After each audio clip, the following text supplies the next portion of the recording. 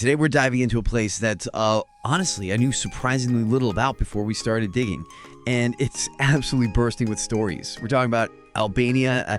Have you ever thought about those, corners of Europe that seem to fly under the radar, but when you look closer, they hold this incredible history, really unique identity, and this spirit of resilience that's just, almost unmatched. So let's unpack this. We've gathered, quite a stack of sources, everything from ancient history right through to cultural insights, trying to understand Albania's incredible journey, what makes it so distinct today. Our mission, really, for this deep dive is to uncover the story of a nation people often call Europe's last undiscovered gem. And it's a really important mission, I think, because understanding Albania isn't just, memorizing facts. It's about getting a feel for the deep resilience of a country shaped by such a turbulent history. That history has forged, a uniquely pragmatic but also hopeful national character. Their story isn't just about survival, it's about constantly redefining who they are and what they aspire to, often against really extraordinary odds. Right. So to really get Albania, we need to go way back, like deep into its origins. We're talking ancient Illyrians here, these fierce tribal people in the Western Balkans, long before the Romans even showed up. And what jumps out immediately is this pride Albanians have. They see themselves as one of Europe's oldest continuous peoples, managing to hold on to a language, onto traditions that are literally thousands of years old, even through Roman conquest, Latin influences, all of that. Yeah, and what's fascinating is how that continuity kind of shows up even in the country's name. See, the name they use themselves, Shikiri, it translates directly as Land of the Eagles. And that double-headed eagle is their symbol, right? Freedom, bravery. But the name we use, Albania, that actually comes from outside, from medieval Latin, possibly linked to an ancient tribe the Romans recorded, the Albanoi. So you have this internal versus external way of seeing the place right in the names. That's really interesting. So given this incredible continuity, what about the Albanian language itself? I mean, how did it manage to survive? To keep its unique identity against, millennia of outside influence? That is a great question, and it's pretty remarkable. So Albanian is Indo-European, sure, but here's the thing. It doesn't have any close living relatives. It's like its own branch. It just developed along its own unique path. You've got two main dialects, Gag up north and Tosc down south. And yeah, despite waves of historical repression, attempts to stamp it out, the language survived. It's intact. And today, it's a huge, huge part of national pride. Almost like a fortress, linguistically speaking. Okay, a linguistic fortress. I like that. So after establishing these ancient roots, what was the next big force that, fundamentally reshaped Albania? Did that long period under Ottoman rule, for instance, create a unique set of challenges or maybe opportunities? Oh, absolutely. The next huge chapter is Ottoman rule. We're talking over 400 years, and this period saw a lot of Albanians converting to Islam. Others, of course, stayed Orthodox or Catholic. The Ottomans, maybe not intentionally, kept Albania pretty isolated from the rest of Europe. And the insight there, I think, is that this isolation, it preserved tribal traditions, fostered this deep cultural resilience, but it also created a kind of economic separation, an insularity that Albania still, in some ways, navigates today. It's a really complex legacy. Preservation, yes, but also challenge. You can still feel the effects on Albanian identity. Right. So after 4 centuries under the Ottomans, what finally sparked independence, and how did that moment itself shape the difficult path ahead? Well, that moment came in 1912 in Vlori. The Ottoman Empire was crumbling, and they declared independence. Monumental. But the challenges hit immediately, almost instantly. Albania's new borders, they got carved up pretty quickly by the surrounding powers. It ended up being this tiny state, and huge numbers of ethnic Albanians found themselves living outside those new lines, in places we now know as Kosovo, North Macedonia, Montenegro, Greece. A really tough start. And the 20th century that followed just sounds incredibly turbulent. You mentioned a chaotic mix, monarchies, dictatorships, foreign occupations, one after another. Italy, Germany during World War II, they barely got a moment's peace. That's putting it mildly. Yeah, precisely. And then, after 1944, things took another sharp turn. Albania entered this period under Enver Hoxha's communist regime. It lasted all the way from 44 to 85. And Hoxha, he transformed Albania into one of the most isolated, most repressive states on earth. He completely cut it off, not just from the West, but even from other communist countries. His rule involved some really extreme measures. banning religion completely, for instance, or ordering the construction of, get this, over 170,000 concrete bunkers all across the country. He was terrified of invasion. Wow. One for every, 18 people or something? That landscape must be incredible. Exactly. They're still there. And of course, brutal repression, dissenters executed, imprisoned. The real insight, though, might be the paradox of his self-reliance policy. He cut ties with the Soviets, then the Chinese, aiming for total independence. But this radical self-reliance ultimately left Albania utterly unprepared for the modern world. It basically guaranteed poverty that lasted long after he was gone, the cost of absolute isolation. Yeah, a really powerful and disturbing paradox. So after decades of that intense isolation, what happens when communism finally falls in 1991? Albania must have just rushed towards democracy, towards capitalism wanting to open up. But I'm guessing it wasn't exactly a smooth ride. Smooth, not at all. You're absolutely right. The transition was incredibly chaotic. It led straight into widespread poverty, a huge wave of people leaving the country, mass immigration, and then the infamous pyramid scheme crisis in 1997. I remember hearing about that as huge, right? Massive. These fraudulent investment schemes promised impossible returns. Everyone put their savings in. When they inevitably collapsed, it just devastated the economy, wiped people out. It actually triggered an armed rebellion across the country. Total breakdown for a while. So even today, Albania is still grappling with challenges. Organized crime seems to be a big one. Our sources mentioned drug trafficking, money laundering, human trafficking, flourishing in some circles. That sounds like a truly uphill battle. Are they making headway? Are there any, bright spots in that fight? Or is it still a dominant issue? Look, the government has definitely been working to crack down. There have been efforts, reforms, but you've also got persistent corruption, institutions that are still relatively weak. It makes enforcement patchy, uneven. It's an ongoing struggle, for sure. But there is pressure, particularly with the EU integration hopes, driving some of the reforms. And yeah, this ties into the wider economy. Albania, despite growth, is still one of Europe's poorer countries. Agriculture helps, textiles, tourism is growing fast, and remittances. Money sent home from Albanians abroad is absolutely crucial. Remittances, right? But yeah, corruption is still a problem, and there's a big informal economy sort of off the books that really slows down foreign investment. And that brings us right back to emigration, doesn't it? Yeah. Since the 90s, millions have left, heading mainly to Italy, Greece, Germany, the UK, looking for work. And you said remittances are vital, and the diaspora, promotes Albanian culture abroad, which is great. But the reality seems to be that for many young Albanians, leaving still feels like the best shot, maybe the only shot for a better future. That must create a real tension, right? Hope versus sense of loss for the country itself. It absolutely does. That brain drain is a major concern, losing talented young people. But on the other hand, the diaspora is also this powerful network, a source of connection, potential investment back into Albania. It's complex, definitely a dynamic situation. Okay, but let's shift gears a bit. Let's talk about the vibrant heart of Albania, the culture, daily life. So most people live in cities now, right? Tirana, Shkodër, Durrës. But rural life is still important. Close families, big meals, fresh bread, cheese, roasted meats. That sounds pretty good. Yeah.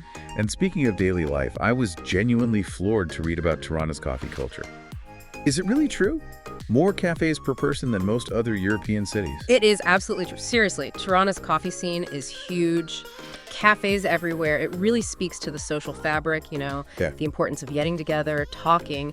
And there's this core Albanian value you have to understand. Besa. Bisa. Yeah, B-E-S-A. It's more than just a word. It's this profound pledge of honor, of hospitality. Traditionally, it meant Albanians would literally risk their lives to protect a guest.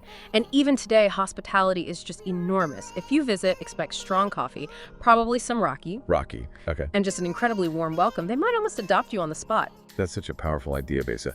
And something else that struck me, especially after hearing about Hawkes's ban on religion, Yeah. is the religious tolerance today. It seems really remarkable. How does that work? Why has Albania managed this interfaith harmony when others struggle? That's a really important question. And I think the insight might lie in a kind of Albanian pragmatism when it comes to faith. Community, national identity. These often seem to transcend rigid religious dogma. So interfaith harmony isn't just something they aspire to, it's more like a lived reality born out of shared history and resilience. It's quite remarkable. And this resilience, this strong identity, you almost see it reflected in the landscape too. The country's natural beauty is just breathtaking. It's like the mountains and the coast tell their own story of endurance. You've got these rugged mountains, beautiful, pristine rivers, and this spectacular coastline along the Adriatic and Ionian seas. People talk about the Albanian Riviera, and honestly, it's still one of Europe's best-kept secrets. Turquoise water, unspoiled beaches, stunning. Right, the Riviera.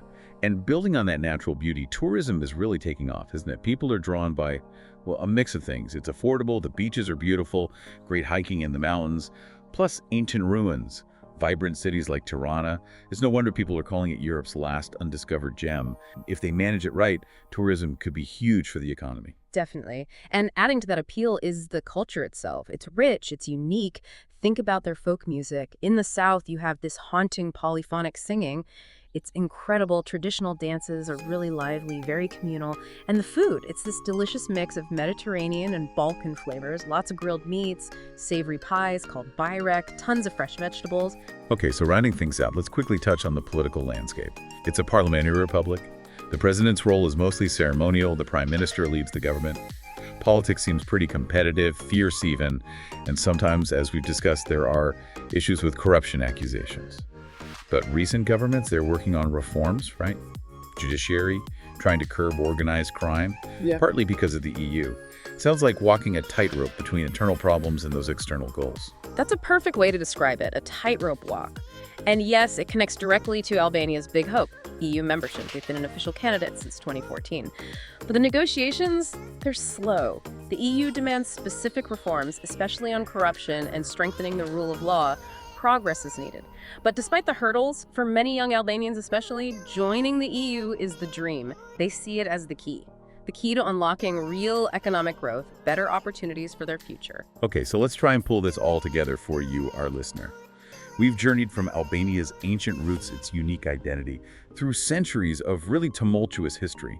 We've seen incredible resilience facing huge challenges, the fall of communism, those pyramid schemes, ongoing struggles with crime.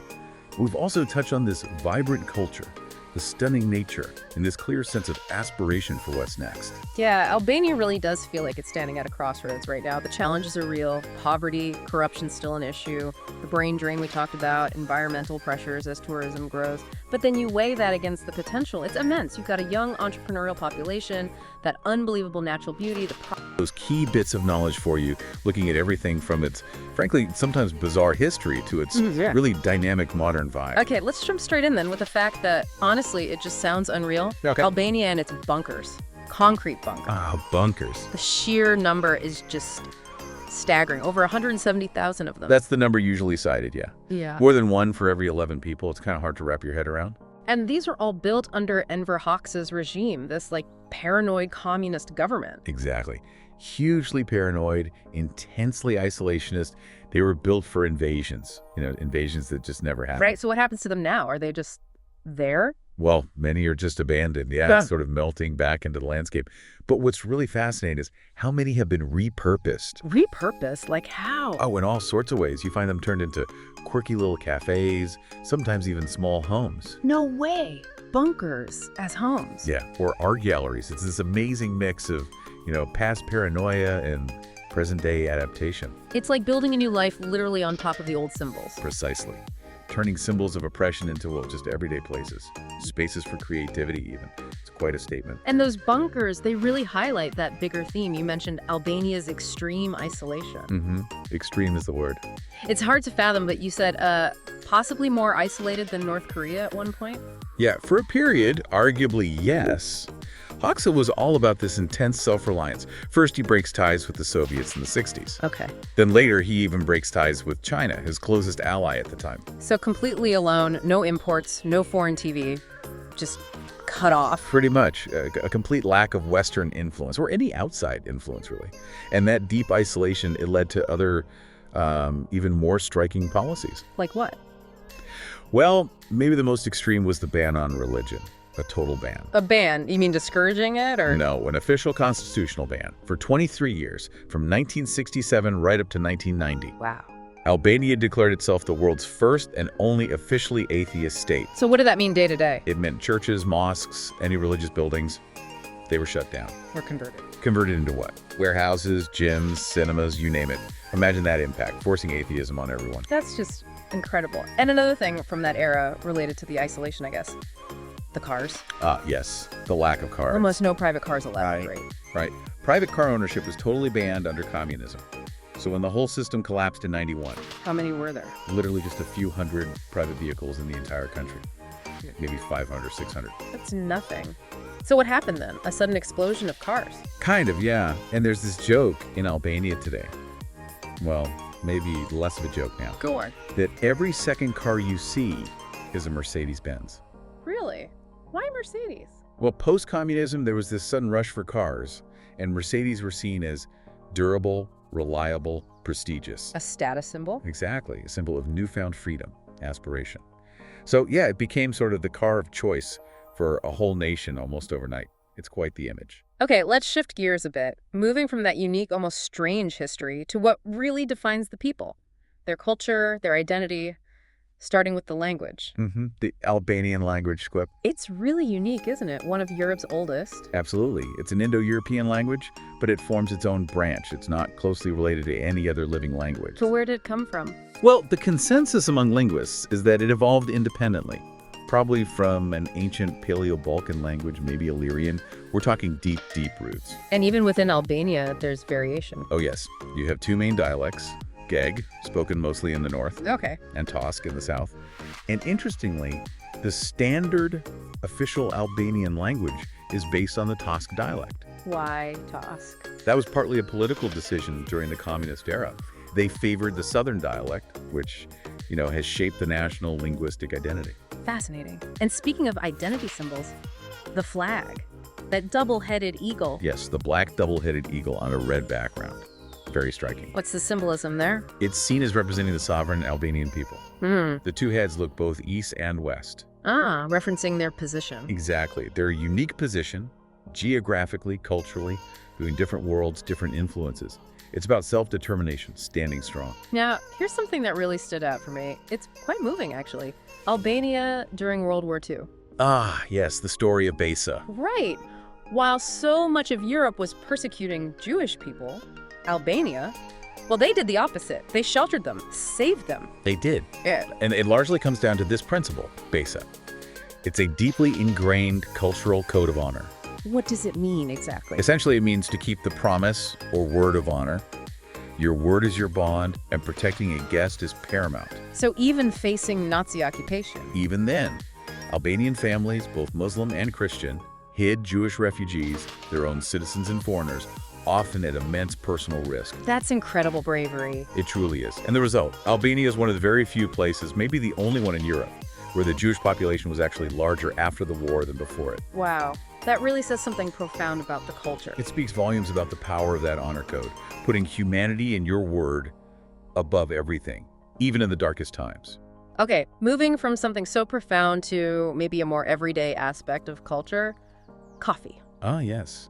You can't talk about daily life in Albania without mentioning coffee. They really love it, don't they? I read they have one of the highest numbers of cafes per capita in the world. That sounds about right. The cafe culture is incredibly strong, especially in cities like Tirana or Shkodër up north. So it's more than just getting a caffeine fix. Oh, absolutely. A good espresso or sometimes a Turkish-style coffee. It's central to social life. It's where people meet, talk, do business, relax. A nice contrast to some of the heavier history. Exactly. It's all about connection, community, taking time. It's very Mediterranean in that sense. So bringing this all together, modern Albania, where does it stand now? Geographically, it borders Greece, Montenegro, Kosovo, North Macedonia. Right. And crucially, you have millions of ethnic Albanians living outside those borders. Especially in Kosovo, right? Which is majority Albanian. Correct. Kosovo declared independence in 2008, a major event for Albanians everywhere. That diaspora connection is hugely important. And for Albanians within Albania, how connected are they to the rest of the world now after all that isolation? Well, one really significant change is freedom of movement.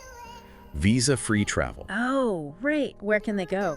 Albanian citizens can travel to over 110 countries without needing a visa beforehand. That includes all of Europe's Schengen area. That must be huge, especially with family abroad. It's massive, a huge symbol of opening up, of integration. It fosters ties, helps the economy, lets families reconnect easily. A really big deal after being so closed off. And the capital, Tirana. You mentioned the cafe culture, but the city itself has changed a lot too. I heard it used to be quite gray. Very gray, very drab. That was the post-communist reality. But it's undergone this incredible transformation. How so? It's full of color now. Vibrant colors, modern art, murals. What prompted that? It was largely driven by the former mayor, Edi Rama, who's now the prime minister. He's actually an artist himself. An artist mayor. Yeah, Ah. and he spearheaded this initiative to paint entire communist-era apartment blocks in these really bold colors and designs. Why? Just to look nice. Well, yes, but also to inspire civic pride, to uplift people's spirits, to literally bring color back into their lives after decades of uniformity and, well, grayness. And it worked. It really changed the feel of the city. That's a fantastic idea. Okay, beyond the cities, what about tourism? I keep hearing about the Albanian coast. Ah, the Albanian Riviera. Yeah. Yes, it's becoming a big draw. Down south, what's it like? Stunning coastline. Crystal clear turquoise waters, beautiful white sand or pebble beaches. Very Mediterranean. Like Greece or Italy? The landscape, yes. Yeah. But the big draw, its main competitive advantage right now, the price. Ah, cheaper. Significantly cheaper than, say, the popular Greek islands or the Italian coast. Right. So places like Samil, Dermi, Himari, they're really becoming hotspots for European travelers. It's a beautiful beach is good value. Exactly. It's like discovering the Mediterranean from, say, 20 or 30 years ago in some ways. It represents Albania opening up, inviting the world in. And it's not just beaches, right? There's ancient history, too. Oh, absolutely. Albania is packed with history. You've got ancient cities like Gutrint. Butrint. I think I've heard of that. UNESCO site. That's the one, a UNESCO World Heritage Site. And it's incredible. It was a Greek colony, then a Roman city, later Byzantine, Venetian, Ottoman. Wow, layers of history. Exactly. It's one of the best preserved archaeological sites in this part of Europe. You can literally walk through thousands of years of history. An amazing place. Now, we should probably touch on a more difficult aspect of modern Albania, a contemporary challenge. The drug trade issues. Yes, it's important to acknowledge that. For a period, Albania did get this unfortunate nickname, the Colombia of Europe. Why was that? Mainly due to widespread illegal cannabis cultivation. There was one particular village, Lazarat, that became notorious for it, almost industrial-scale production. But what's the situation now? The authorities have cracked down significantly, especially on Lazarat. The large-scale open cultivation has been largely dismantled. But the problem hasn't vanished. No, drug trafficking, particularly as a transit country, unfortunately remains a challenge. It highlights the complexities, the ongoing struggles of development and integration for a nation still finding its feet after such a unique and difficult past. It's part of that evolving story. What an absolutely incredible journey we've taken. There's mind-boggling bunkers and that period of just total isolation to this fierce cultural pride, like with Besa, and then seeing this vibrant, modern country emerge. The colorful cities, the beautiful coastline. It really is a country of striking contrasts, isn't it? History and modernity, isolation and openness, challenges and beauty. Definitely. A story of resilience, of rebuilding, and just carving out its own path. Indeed, and perhaps something for you, the listener, to think about. Given Albania's really unique history, that extreme isolation followed by this quite sudden, enthusiastic embrace of the world, how do you think that past will shape its future? Particularly, balancing keeping its unique culture